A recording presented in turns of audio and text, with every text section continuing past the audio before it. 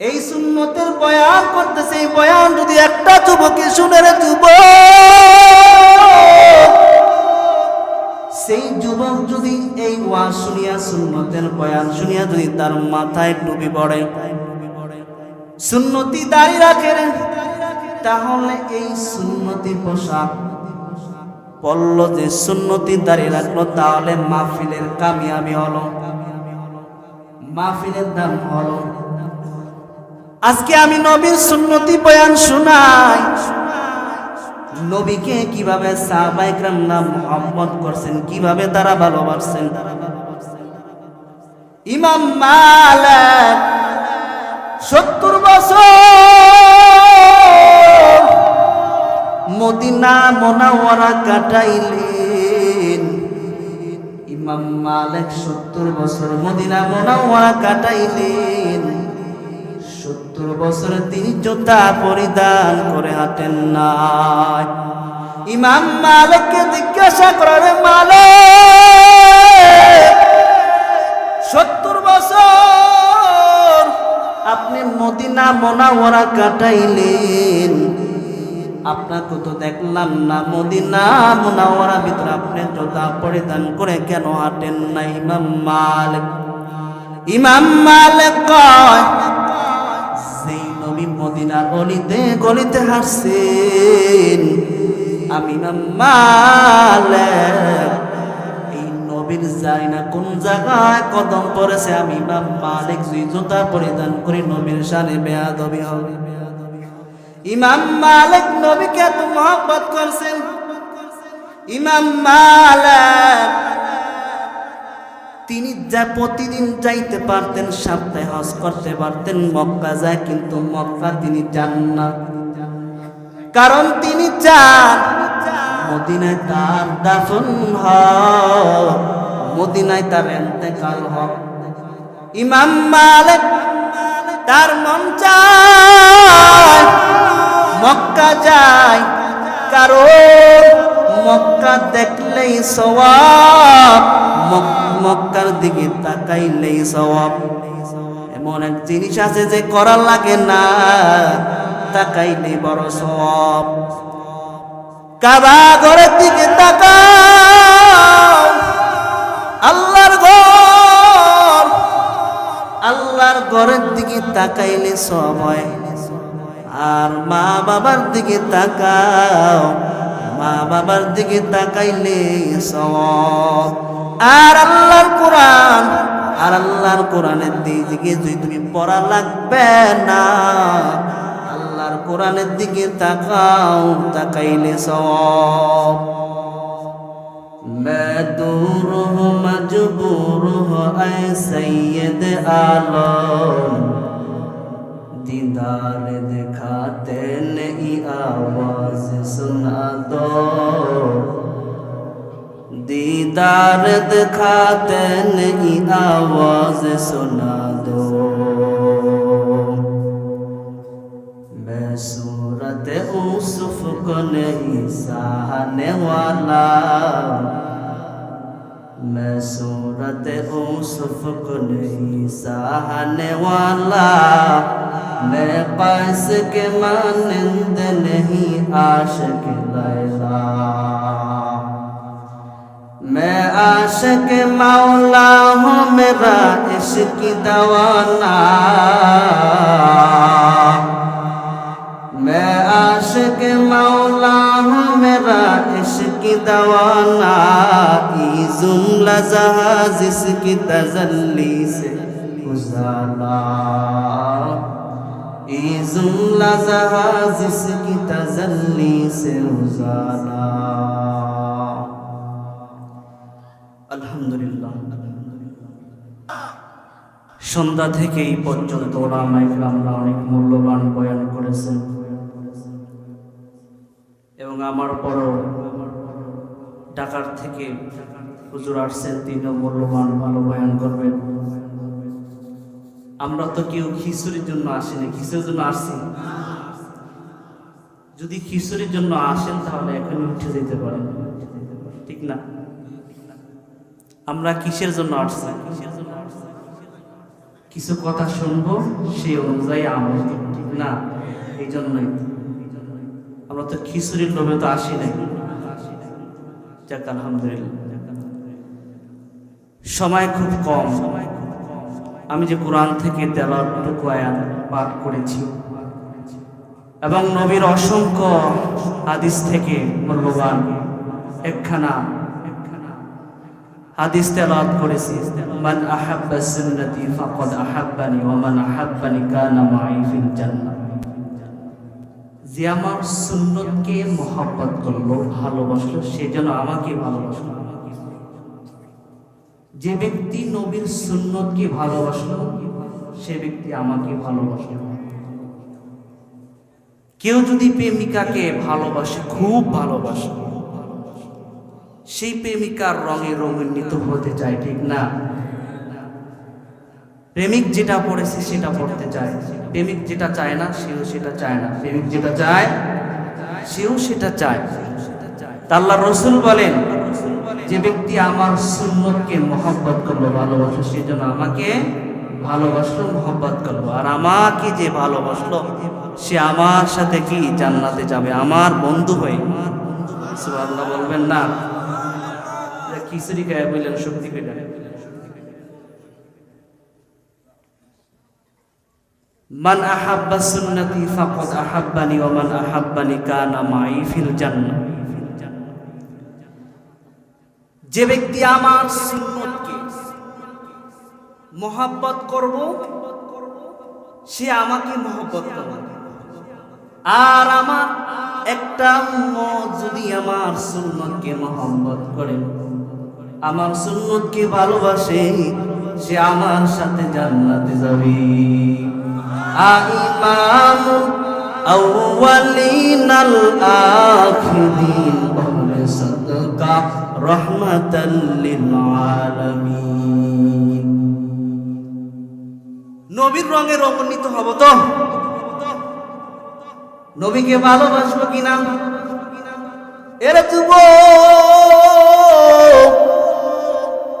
নবীকে যদি ভালোবাসতে চাও, তাহলে কি দাড়ি সাটিয়া না দাড়ি রেখে? আমি যদি নবীকে মহব্বত করি রে যুবক, তাহলে আমার মুখে দাড়ি থাকবো আমার, তাহলে বোঝা যাবো আমি আমার নবীকে মহব্বত করি। নবীকে সবাই চিনলো আর আমরা চিনলাম না রে যুবক। সবাই চিনলো কিন্তু আমরা আমার নবীকে চিনলাম না। নবীকে গাছে চিনলো, নবীকে পাহাড় চিনলো, নবীকে পর্বত চিনলো, কিন্তু আমরা মানুষ হইয়া নবীকে চিনলাম না। আল্লাহ নবী মদিনায় রওনা করছে, কিন্তু নবী উহুদ পাহাড়ের দিকে। নবী যখন মদিনায় রওনা করেন, উহুদ পাহাড়ের পাশ দিয়া যায়। কিন্তু একদিন নবী উহুদ পাহাড়ের পাশ দিয়া যায় না, উহুদ পাহাড় বড় কাঁদে। জিবরাইল আলাইহিস সালাম আসিয়া বলল, মায়ার নবী, আপনাকে দেখার জন্য উহুদ পাহাড় বড় কান্নাকাটি করতেছে গো নবী। আপনি যে আজকে উল্টা পথ দিয়ে যাইতাছেন মায়ার নবী, আপনি কি জানেন না আপনি যে উহুদ পাহাড়ের পাশ দিয়া যান, আজকে আপনি উহুদ পাহাড়ের পাশ দিয়া যান, এই জন্য উহুদ পাহাড় বড় কান্নাকাটি করতেছে। মায়ার নবী উহুদ পাহাড়ের কাছে যায় বলল, উহুদ পাহাড়, ও আমার সাহাবায়ে কেরামরা দেখো আমাকে কত উহুদ পাহাড় ভালোবাসে, আমাকে সবাই চিনল, কিন্তু আমার জাতিরা আমাকে চিনল না। মায়ার নবী বলল, রে উহুদ পাহাড়, আমি তোরে বড় ভালোবাসি, তুই আমাকে মহব্বত করস, আমি নবীও তোকে মহব্বত করি। এরে বাংলা মোটরের মুসলমান, নবী যদি বলতেন বাংলা মোটরের মুসলমানদেরকে আমি মহব্বত করি, মহব্বত এমনি আসে না, মেহনত করে কষ্ট করে মহব্বত কামে নিতে হয়। উহুদ পাহাড় যদি নবীর জন্য কান্নাকাটি না করত, উহুদ পাহাড়ের কাজ দিয়া কি নবী কখনো যাইতেন কিনা? আর উহুদ পাহাড় কি বলতো রে উহুদ পাহাড়, নবী কি বলতে উহুদ পাহাড় আমি তোকে বড় ভালোবাসি। নবীকে ভালোবাসতে হলে নবীর রঙের রঙিত হতে হবে, তাহলে নবীর মহাব্বত পাবো, নবীর সাথে জান্নাতে যেতে পারবো। আর নবীকে যদি ভালোবাসি না রে যুবক, তাহলে কিভাবে আমরা নবীর সাথে জান্নাতে প্রবেশ করব? নবীকে কিভাবে সাহাবায়ে কেরামরা মহব্বত করলো? হানজালা উহুদের ময়দানে নবী দান মোবারক শহীদ হয়ে গেলেন। নবী একটা গর্তের ভিতরে পড়ে গেলেন। নবীকে সাহাবায়ে কেরামরা উঠাইয়া একটা পাথরের উপরে বসাইছেন। আর ওদিকে এলান হলো নবী নাই। সাহাবায়ে কেরামরা বড় কাঁদেন, নবী যদি না থাকে আমাদের থেকে সকল সাহাবায়ে কেরামরা কান্নাকাটি করতেছেন। আর আনজাল্লাহ বিবাহ, নতুন বিবাহ করে সে বাসর সজ্জা শেষ করে যখন তিনি পাক পবিত্র হওয়ার জন্য যখন তিনি গোসলখানায় ঢুকলেন, আর কে জানি আওয়াজ দেয় নবী নাই। ওই দিকে আনজালা বলে বিবি আমার কই, আমার হাতে তরবারি দাও। যেই নবীর জন্য ইসলামের ভিতরে ঢুকলাম, সেই নবীর জন্য আমি ইসলাম ছিলাম, সেই নবীর জন্য আমি ছিলাম, সেই নবী যদি না থাকে আমি হানজালা থেকে কি লাভ? ও বিবি বিদায় আমারে দাও, তাড়াতাড়ি আমারে তরবারি দাও। ও বিবি শেষ দেখা দেখে নাও, দেখা হবে এক সময় হাসরের ময়দানে, বিবি আমায় বিদায় দাও। ওদিকে এলান হয়ে গেল, কাফেররা এলান দিয়েছে মুহাম্মদ নাই। মায়ার নবীকে ঘর থেকে উঠাইয়া পাথরের উপরে বসাইয়া এলান দিল নবী এখনো পর্যন্ত জিন্দা আছে। আর নবী সকল সাহাবায়ে কেরামদেরকে বলল, সাহাবায়ে কেরাম যাও, যারা যারা শহীদ হয়েছেন তাদেরকে তোমরা দাফনের ব্যবস্থা করো।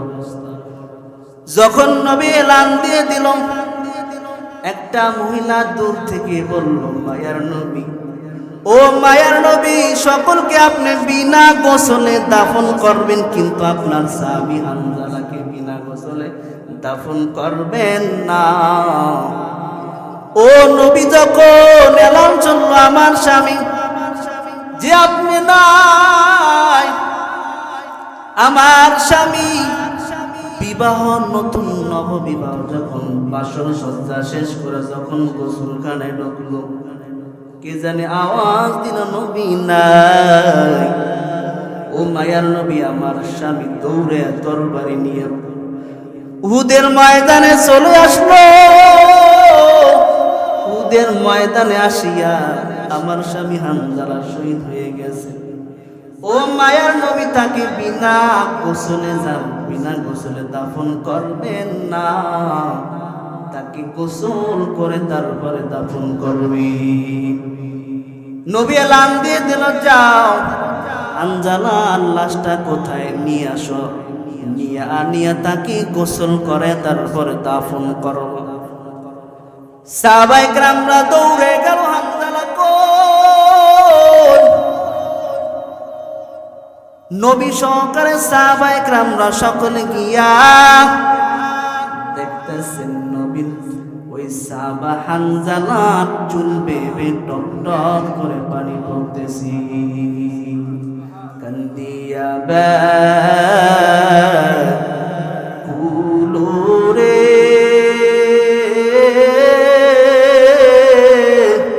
হানজালা শহীদ রে, কলিজা সেরে সেই জঙ্গে উহুদে নবীর এক সাহাবী ছিলেন হানজালা নামেতে তিনি শহীদ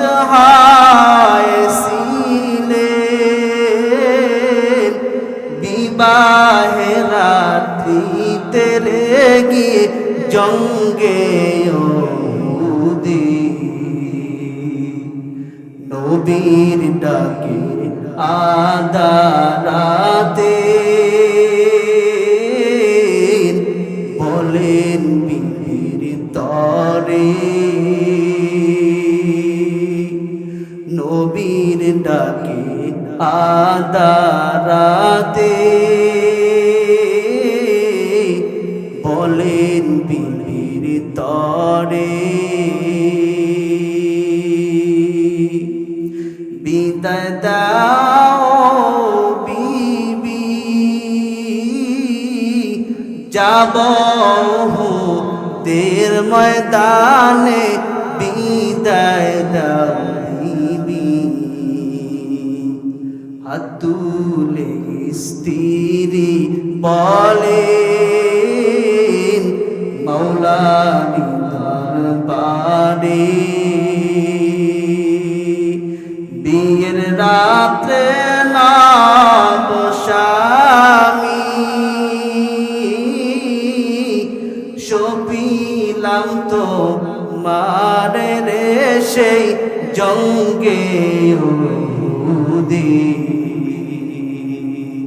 কান্দিয়া কুলো রে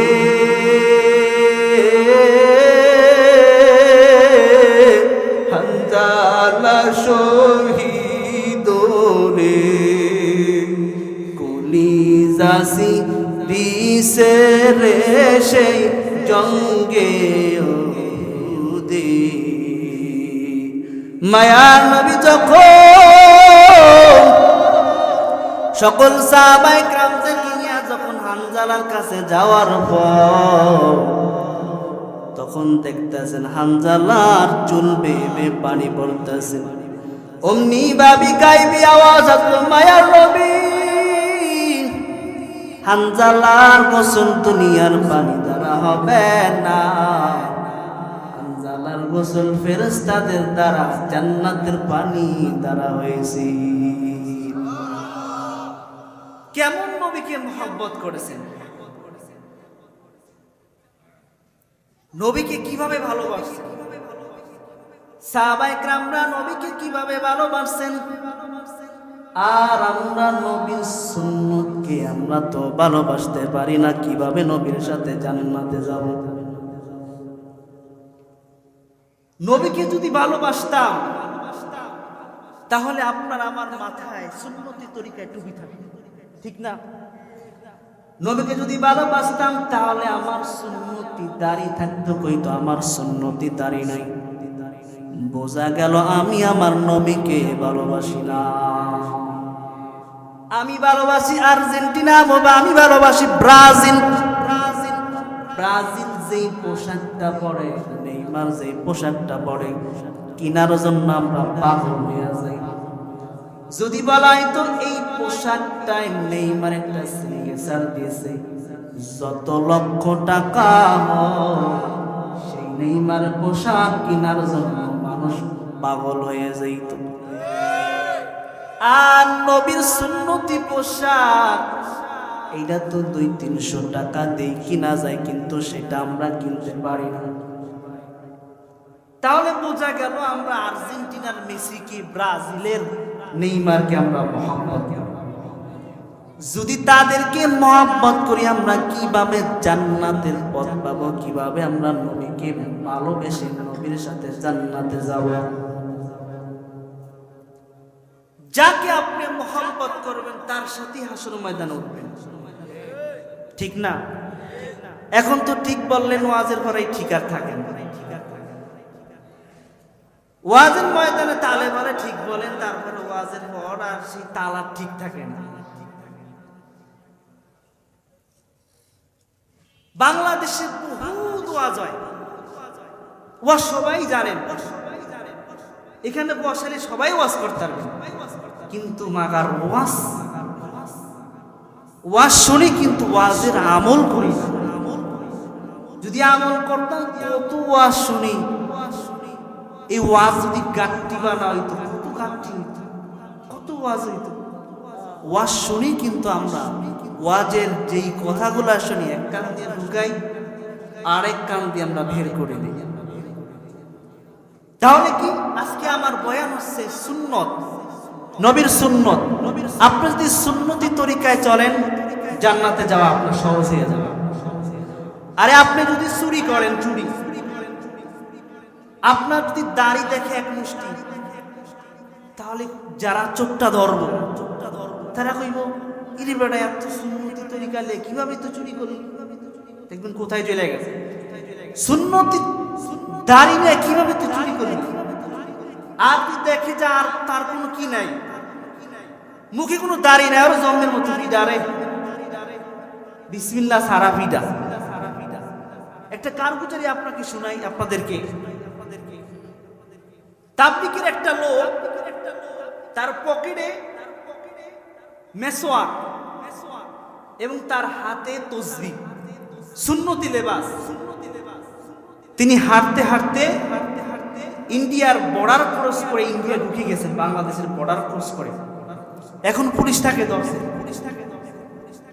ধরার পর সাথে সাথে এরেস্ট করছে। এরেস্ট করার পর সব তাকে খুঁজতে আসেন যে কিছু পায় কিনা, সুন্নতি লেবাস নিয়ে নাকি চুরি করতে, নাকি কোনো গাঞ্জা অবৈধ জিনিস নাকি কোনো পাচার করতে ঢুকছে। এটার জন্য তাকে খোঁজ করতে আসেন পাঞ্জাবির পকেট। এখন পকেট খুঁজিয়া দেখে যে তার পকেটের ভিতরে তসবিহ, মেসওয়াক। তখন পুলিশ ধরিয়া বলতেছে যা বেটা তাড়াতাড়ি বাংলাদেশে যা। কিসের কারণে বাংলাদেশে পাঠাইল? কিসের কারণে? মেসওয়াক এবং তসবিহ এবং মাথায় তার সুন্নতি টুপি এবং শরীরে পড়া তার সুন্নতি পোশাক। এই জন্য এখন তুই পোশাক যদি না থাকতো, যদি শার্ট থাকতো, সুন্নতি পোশাক যদি না থাকতো, তাহলে তারা কি করতো? জম্মের মতো ফিরিয়ে নিয়া ইন্ডিয়ার সেলের ভিতরে ঢুকাইয়া দিত। যা, সুন্নতের এত যদি দুনিয়ার ভিতরে দাম থাকতে পারে, তাহলে পরকালে জান্নাতে কি দাম হবে না? হবে না তো। যদি থাকতো তাহলে তো আমরা সেই সুন্নতি তরিকায় চলতাম। তাহলে তো আমরা কত বয়ান শুনি, কিন্তু আমরা সেই সুন্নতের মতো আমরা চলি না, সুন্নতি পোশাক আমরা পরি না।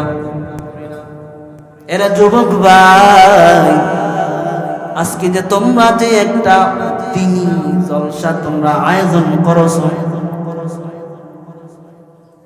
তোমরা আমার বন্ধুগণ, তোমাদেরকে আমি একটা কথা শুনাইয়া যাই যে আজকে থেকে তোমরা ওয়াদাবদ্ধ করো যে আমরা গানের পরিবর্তে যেহেতু আমরা একটা দিনই পরিবেশ আয়োজন করলাম, এই পরিবেশের উসিলায় করে আল্লাহ যেন আমাদেরকে হেদায়েত দেয়। আগামী বছর যদি মাহফিল হয়, তাহলে আমি মোবাইল করে খোঁজ নিব যে আপনাদের কোনো হেদায়েত আছে কিনা, নবীর সুন্নত আপনাদের গায়ে উঠছে কিনা। যদি আপনাদের গায়ে সুন্নতি পোশাক পরে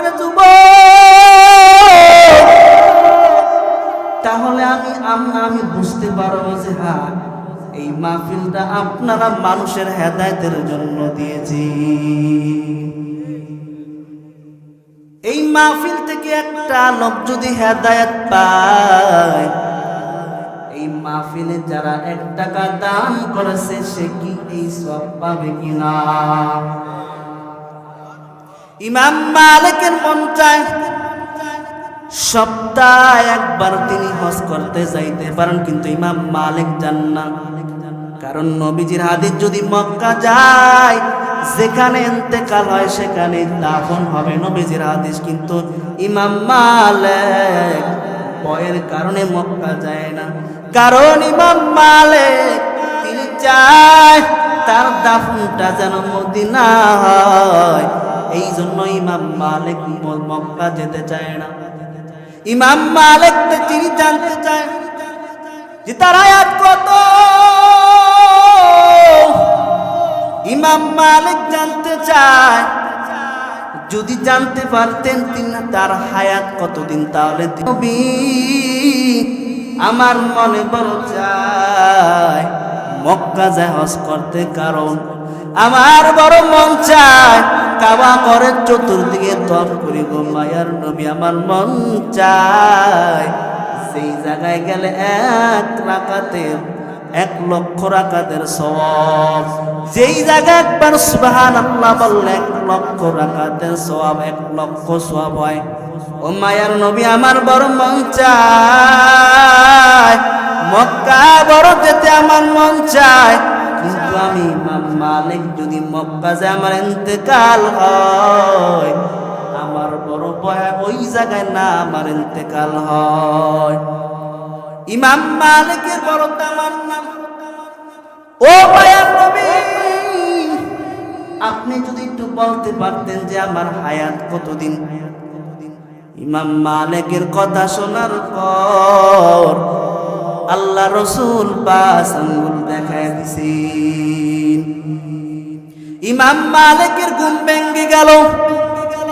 ইমাম মালিক চিন্তায় পড়ে গেলেন যে আল্লাহ রসুল 5 আঙ্গুল দেখাইছেন, নাকি 5 দিন আমার আয়াত, নাকি 5 ঘন্টা আমার আয়াত, নাকি 5 মিনিট আমার হায়াত, নাকি 5 মাস না 5 বছর। ওই ওই সময় আবার স্বপ্নের ব্যাখ্যা দেয় ইবনে সিরিন রাহমাতুল্লাহি আলাইহি। ইমাম মালিক তার খাদেমকে পাঠিয়ে দিল, যাও এই স্বপ্নের ব্যাখ্যা আনার জন্য ইবনে সিরিন রাহমাতুল্লাহি আলাইহির কাছে যাও। ইমাম মালিক সেই ইবনে সিরিন রাহমাতুল্লাহি আলাইহির কাছে যাওয়ার পর ইবনে সিরিন সেই ব্যাখ্যা দিয়ে দিলেন, যে 5 জিনিসের কথা আল্লাহ ছাড়া কেউ জানে না।